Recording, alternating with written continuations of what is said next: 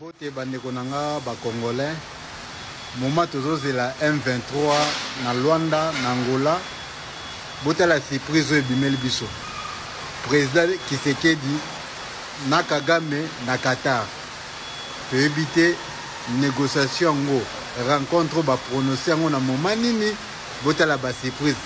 bandeko soki boyebaki yango tokutana na biso na commentaire parce que ngai mwana lobezate moyen le balai expliqué ezate Kagame na président na biso na Qatar na moment nini bakuta na ndenge nini tozoyeba te tokuta na komata bote bandeko nanga ba Congolais moment tozozela M23 na Luanda na Angola bota la surprise ebimeli biso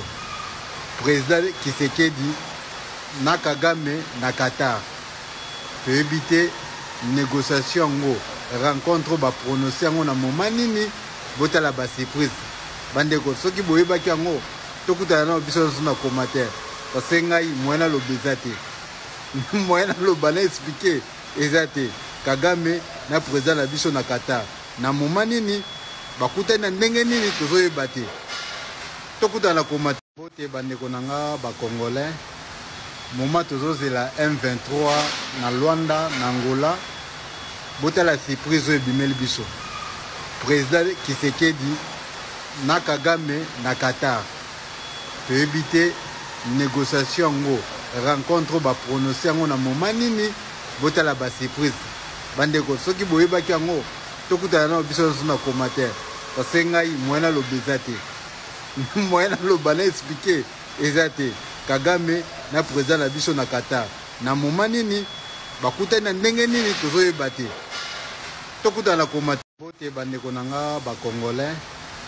moment tozozela M23 na Luanda na Angola bota la surprise ebimeli biso président Tshisekedi na Kagame na Qatar toyebi te négociation ngo rencontre ba prononcer ngo na moment nini bota la ba surprise bandeko soki boyebaki yango tokutana na biso na commentaire parce que ngai mwana lobezate